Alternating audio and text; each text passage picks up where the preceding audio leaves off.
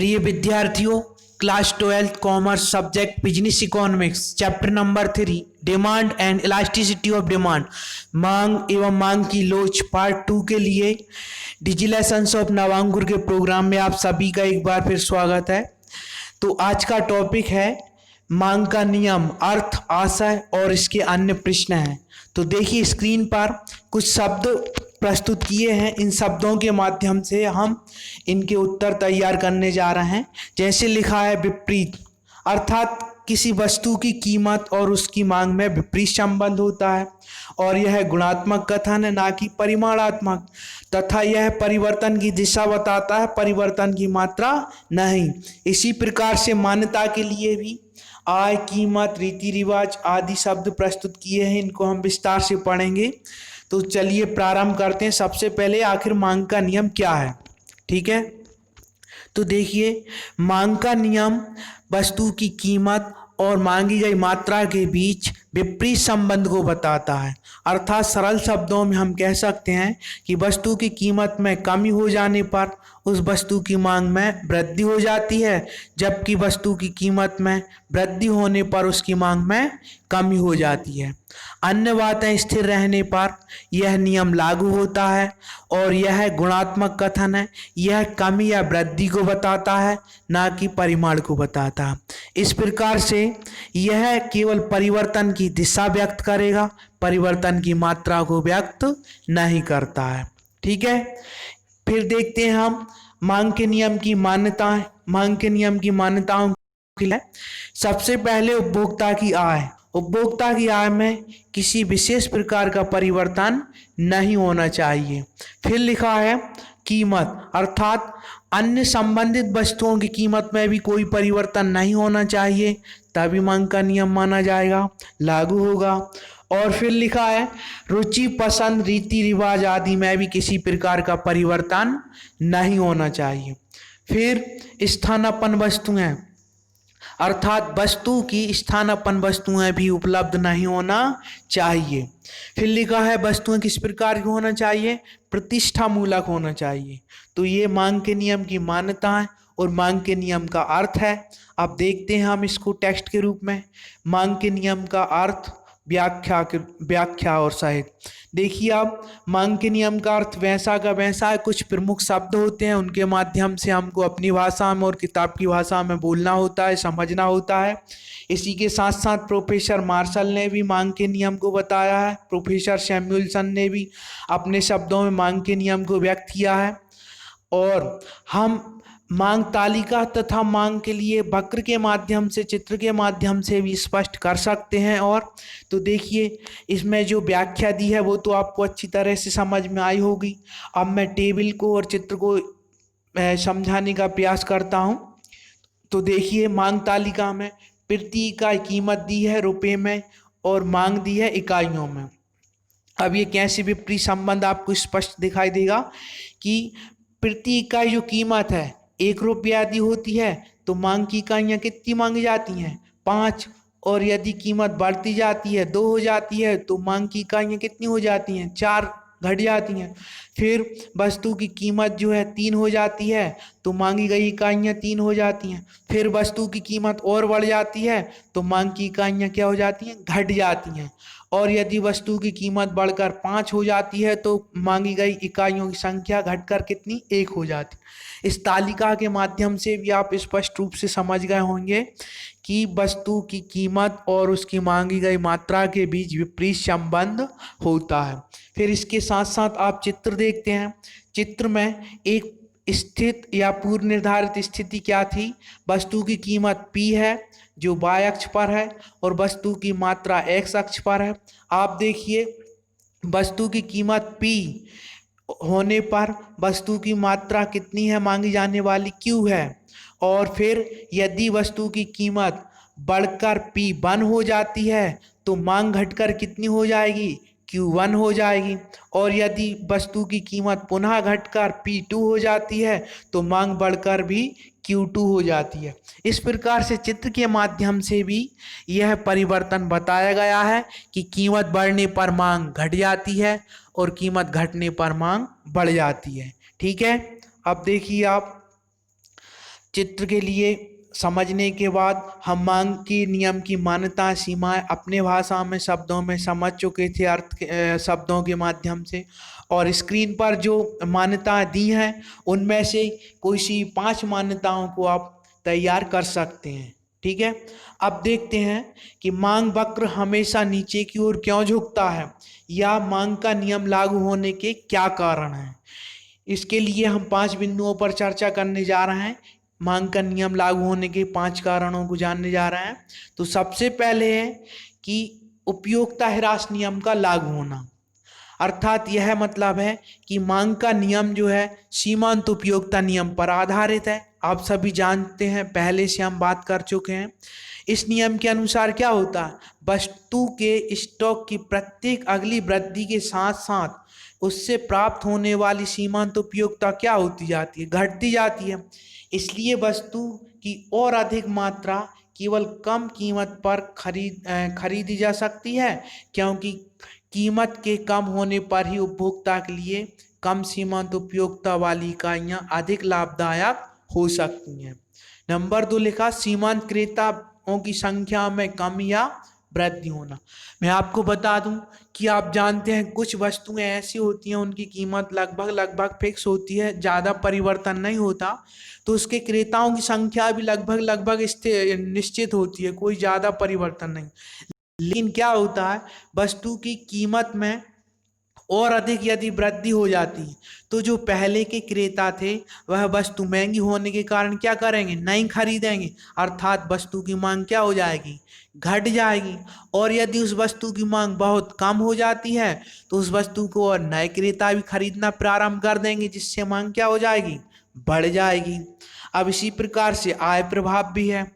आय प्रभाव क्या है, किसी वस्तु की कीमत में कमी होने का अर्थ है कि उपभोक्ता की आय बढ़ गई है या उपभोक्ता की आय में वृद्धि हो चुकी है।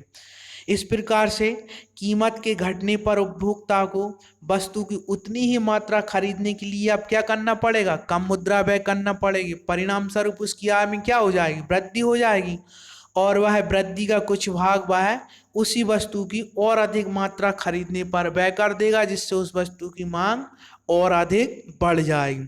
इसी प्रकार से प्रतिस्थापन प्रभाव भी जो है मांग के नियम का कारण है। एक आप जानते हैं कि कुछ वस्तुएं होती हैं और कुछ वस्तुओं की कीमतें निश्चित होती हैं, लेकिन उससे संबंधित कुछ वस्तुएं भी होती हैं। जब संबंधित वस्तुओं की कीमतों में कमी होती है तो उपभोक्ताओं को अपने उपभोग की जाने वाली वस्तुएं क्या लगती हैं, महंगी लगने लगती हैं, जिससे वह उन वस्तुओं का क्रय बंद कर देता है और नई वस्तुओं का क्रय प्रारंभ कर देता है, जिससे नई वस्तुओं का या प्रतिस्थापन की गई वस्तुओं की मांग बढ़ जाती है।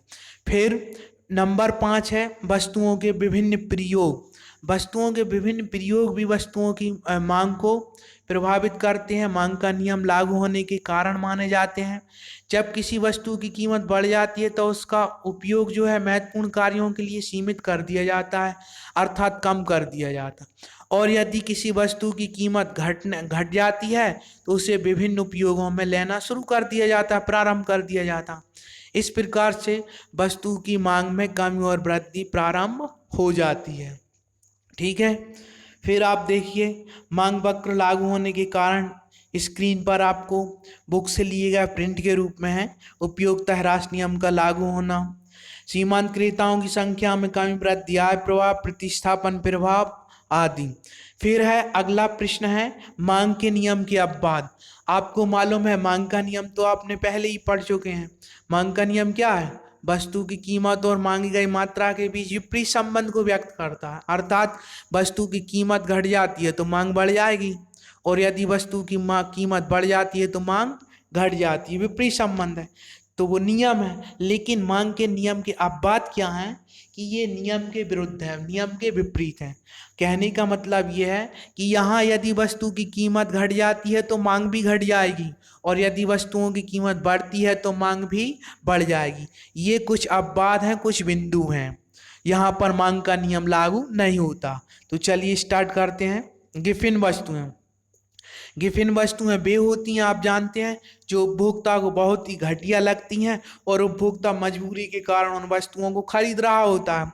तो क्या होता है कि इन गिफिन वस्तुएं या घटिया वस्तुओं की जो कीमत यदि घट जाती है तो एक उपभोक्ता इनको खरीदने वाला पुनः उनको और अधिक नहीं खरीदेगा, बल्कि उनकी कीमत में कमी के कारण उनसे पैसे बचाएगा और श्रेष्ठ वस्तुओं को खरीदना प्रारंभ कर देगा, जिससे गिफिन वस्तुओं की कीमत घटने पर भी उनकी मांग घट जाएगी। फिर इसके बाद है अनिवार्यताएं। अनिवार्यता की वस्तुओं पर भी यह लागू नहीं होता नियम। क्यों नहीं होता? क्योंकि जीवन की अनिवार्य आवश्यकता एवं अन्य आवश्यक वस्तुओं के मामले में तो ये बिल्कुल भी लागू नहीं हो पाएगा। आप देखते हैं कि मेडिसिन की कीमत यदि बढ़ जाती है तब भी क्रेताओं को खरीदना पड़ेगी आवश्यकता होने पर, और यदि नमक की कीमत स्थिर या परिवर्तित होती है तब भी उसकी मांग पर कोई प्रभाव नहीं पड़ेगा। इसके साथ ही है तीसरा बिंदु अज्ञानता। अज्ञानता भी जो है मांग के नियम का एक अपवाद है। आप जानते हैं कुछ व्यक्ति ऐसे होते हैं, कुछ उपभोक्ता ऐसे होते हैं कि जिनको ज्ञान नहीं होता, तो घटने वाली वस्तुओं की कीमत को पहचान नहीं पाते और घटती हुई कीमत की वस्तुओं को नहीं खरीदते, अर्थात मांग कम हो जाती है। और इसके विपरीत ऐसा भी होता है कि यदि वस्तुओं की कीमतें बढ़ रही होती हैं तो कुछ उपभोक्ता अज्ञानता के कारण बढ़ी हुई कीमतों पर ही वस्तुओं खरीदते रहते हैं, जिससे उन वस्तुओं की मांग बढ़ती रहती है। फिर है प्रतिष्ठामूलक वस्तुएं। प्रतिष्ठामूलक वस्तुओं के बारे में आप जानते हैं, उनको अधिक मूल्य के कारण ही खरीदा जाता है। सीधी सी बात ये ही है, क्यों कि उन अधिक मूल्य के कारण ही उन वस्तुओं में प्रतिष्ठा होती है। तो प्रतिष्ठामूलक वस्तुओं पर भी यह नियम लागू नहीं होता, क्योंकि इनकी अधिक कीमत के कारण ही इनको खरीदा जाता है, जिससे इनकी मांग अधिक होती है।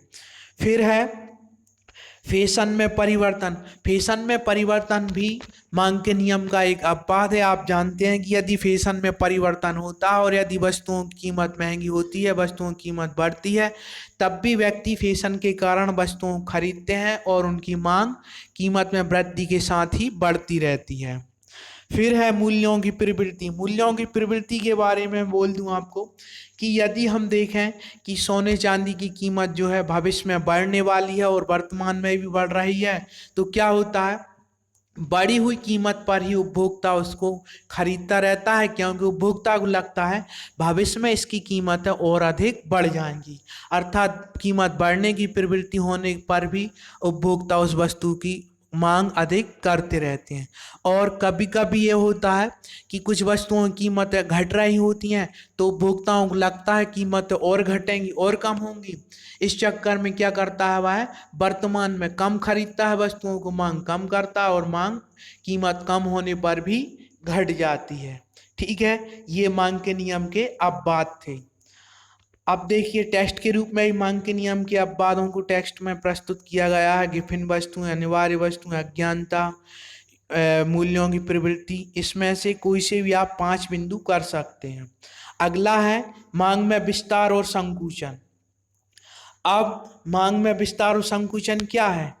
यह कीमत परिवर्तन का ही परिणाम है। देखिए क्या होता है, जब अन्य बातें स्थिर रहें, जैसे फैशन है और व्यक्तियों की रुचि है, मौसम आदि, अन्य बातें स्थिर रहें, और यदि वस्तु की कीमत में परिवर्तन के परिणाम स्वरूप वस्तु की मांग में वृद्धि और कमी होती है, तो उसको मांग में विस्तार और संकुचन के नाम से जाना जाता है। यदि कीमत में कमी होती है तो मांग में वृद्धि होने को विस्तार कहेंगे, और यदि कीमत में वृद्धि होती है, मांग में कमी होने को संकुचन कहेंगे, जो कीमत में परिवर्तन के कारण हुआ है। ठीक है, इसके भी 2 रूप हैं मांग वक्र के साथ चलन के।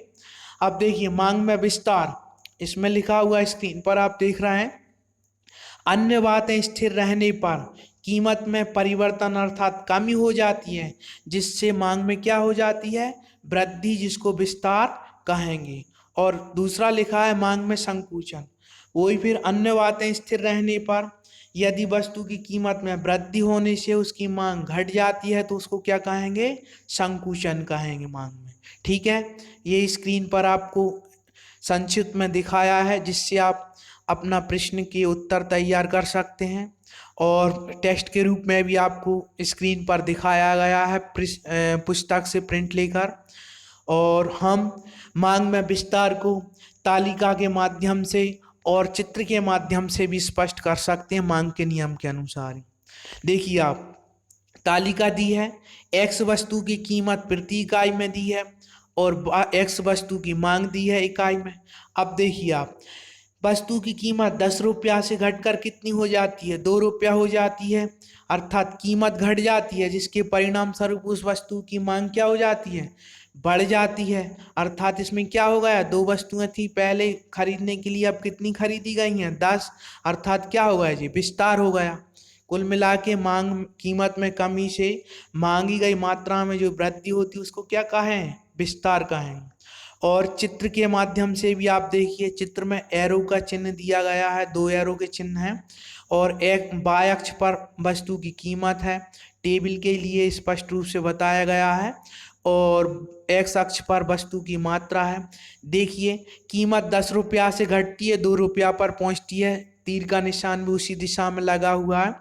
10, 8, 6, 4, 2 इस प्रकार से कीमत घटती जा रही है और यहाँ पे वस्तुओं की मांग की मात्रा क्या होती जा रही है, बढ़ती जा रही है। 2 से 4, 6, 8, 10 इस प्रकार से मांग बढ़ती जा रही है। तो यह मांग में क्या हो रहा है, विस्तार हो रहा है। चित्र के माध्यम से भी हम समझ चुके हैं। अब देखिए, मांग में संकुचन को भी हम तालिका और चित्र के माध्यम से समझने वाले हैं। उसी प्रकार से मांग की कीमत प्रति इकाई है, मांग की इकाइयां हैं। फिर देखिए आप तालिका में, यदि वस्तु की कीमत कितनी है, 2 रुपया है और 2 रुपया से कीमत बढ़कर कितनी हो जाती है, 10 रुपया हो जाती है, जिससे उस वस्तु की मांगी गई मात्रा भी क्या हो जाती है, घटकर 1 हो जाती है 5 से। ठीक है, तो ये भी मांग में क्या कहा जाएगा, संकुचन कहा जाएगा, कीमत के कारण जो कमी आई उसे। आप इसके साथ ही चित्र भी वैसे कि वैसे मूव कर रहा है। देखिए आप कि कीमत जैसे जैसे बढ़ती जा रही है, एरो कहाँ जा रहा है, ऊपर की ओर गति कर रहा है, महंगाई की ओर। 2, 4, 6, 8, 10 रुपया पर कीमत पहुंच जाती है, तो मांग जो है पहले कितनी, 5 थी, 5 से घटकर कितनी इकाई हो जाती है, 1 पर पहुंच जाती है। यह मांग में संकुचन है। और इसके बाद हम देखते हैं मांग वक्र में परिवर्तन। जिस प्रकार से मांग में संकुचन और विस्तार को कीमत के कारण हमने जाना था, और मांग वक्र में परिवर्तन जो है कीमत के अलावा अन्य बातों के माध्यम से जानेंगे हम। देखिए, यदि वस्तु की कीमत स्थिर रहे, उसमें किसी प्रकार का परिवर्तन ना हो, और अन्य तत्वों के कारण यदि मांग में परिवर्तन होता है, अर्थात मांग बढ़ जाती है तो उसे वृद्धि कहेंगे और मांग घट जाती है तो उसे कमी कहेंगे। यह भी 2 प्रकार की है, मांग में वृद्धि और मांग में कमी। फिर स्क्रीन पर आप ध्यान से देखिए कि यदि वस्तु की कीमत समान रहती, स्थिर रहती है, लेकिन अन्य तत्वों में परिवर्तन से यदि मांग बढ़ जाती है तो इसे क्या कहेंगे, वृद्धि कहेंगे। जैसे कि मौसम में, गर्मी के मौसम में शीतल जल की मांग बढ़ जाती है और सर्दी के मौसम में चाय कॉफ़ी की मांग बढ़ जाती है। और इसी प्रकार से मांग में कमी क्या होगी, कीमत समान या स्थिर है, लेकिन अन्य तत्वों में परिवर्तन, अर्थात अन्य तत्वों में परिवर्तन के कारण यदि मांग घट जाती है तो उसे क्या कहेंगे, कमी कहेंगे। अब फिर वही टेक्स्ट के माध्यम से मांग वक्र में परिवर्तन, मांग में वृद्धि या कमी को दर्शाया है। और फिर लिखा है मांग में वृद्धि के कारण। मांग में वृद्धि के अनेक कारण हैं, लेकिन हम इसमें से केवल 4 से 5 कारणों को तैयार करने वाले हैं। उपभोक्ता की आय में वृद्धि हो जाने पर, यदि एक सामान्य वस्तु है। बी, उपभोक्ता की आय में कमी आ जाने पर, यदि वस्तु घटिया निम्न स्तर की है। स्थानापन्न वस्तुओं की कीमत बढ़ जाने पर क्या होगा, ये बिंदुओं के माध्यम से मांग क्या हो जाएगी, बढ़ जाएगी। ये मांग में वृद्धि के कारण है। तो आप केवल 5 कारण तैयार कर लीजिएगा। फिर आप देखते हैं कि व्यक्ति की आय क्या हो जाती है, बढ़ जाती है। पहले आप तालिका में देखिए, आय कितनी थी, 2000 रुपया थी, और बढ़कर आय कितनी हो जाती है, 5000 हो जाती है। लेकिन वस्तु एक्स की जो कीमत है वही रहती है। आय तो बढ़ जाती है उपभोक्ता की, या अन्य कारणों से कुछ भी परिवर्तन तो हो जाता है, लेकिन वस्तु की कीमत क्या रहती है, वही की वही 10 रुपया रहती है। इसके बाद भी वस्तु की मांग क्या हो जाती है, 15 इकाइयों से बढ़कर 20 हो जाती है। तो इसी क्या कहेंगे हम, मांग में वृद्धि। देखिए आप, क्या लिखा है कि बाय अक्ष पर वस्तु की कीमत है वही की वही 5, 10, 15, 20, 25, और एक्स अक्ष पर जो है वस्तु की मात्रा है। आप देखते हैं कि वस्तु की कीमत रेखा देखिए कितनी है, 10, अर्थात वस्तु की कीमत में तो कोई परिवर्तन नहीं हुआ है, लेकिन अन्य कारणों से, उपभोक्ता की आय आदि के कारण से पहले जो 15 वस्तुएं खरीद रहा था व्यक्ति या उपभोक्ता, अब कितनी खरीदने लगा है, 20। इस प्रकार से मांग में क्या हो जाती है, वृद्धि, और जो मांग वक्र है डी से क्या हो जाता है, D1 हो जाता है। ठीक है। अब फिर देखिए मांग में कमी या मांग में कमी के विभिन्न कारण हो सकते हैं, वही कि वही उपभोक्ता की आय में कमी आ जाने पर, उपभोक्ता की आय में वृद्धि हो जाने पर, स्थानापन्न वस्तुओं की कीमत कम हो जाने पर। ये 5 कारण हैं मांग में कमी के, और इसको भी हम एक इस चित्र के माध्यम से, तालिका के माध्यम से स्पष्ट कर सकते हैं। देखिए पहले किसी उपभोक्ता की आय कितनी थी, 8,000 रुपया थी, और अब उसकी आय कितनी हो गई, घटकर 5,000 हो गई या अन्य कारणों से, लेकिन उसकी वस्तुओं की कीमत क्या है, वही की वही 10 रुपया है। अब इस स्थिति में अभी क्या होगा, वस्तुओं की मांग जो है 20 से घटकर क्या हो जाती है, 15 हो जाती है। क्यों, क्योंकि उपभोक्ता की आय तो घट चुकी है। इस कारण से हुई जो घटी हुई मांग है उसको मांग में कमी कहेंगे। ठीक है। अब देखिए इसी को चित्र के माध्यम से ही व्यक्त किया है। बाय अक्ष पर वही की वो वस्तुओं की कीमत और एक्स अक्ष पर वस्तुओं की मात्रा है। अब कीमत तो वही की वही है 10 रुपया, लेकिन प्रति इकाई में, लेकिन क्या है, उपभोक्ता की आय कम हो जाने पर क्या होता है, जो पहले 20 इकाइयों की मांग करता था वो घटकर कितनी हो गई, 15, अर्थात जो वक्र है डी से घटकर क्या हो गया, डी हो गया, बाईं ओर झुक गया है। ठीक है। तो ये अन्य कारणों से हुई कमी है वस्तुओं की मांग में, जिसको मांग में कमी कहा जाता है। धन्यवाद।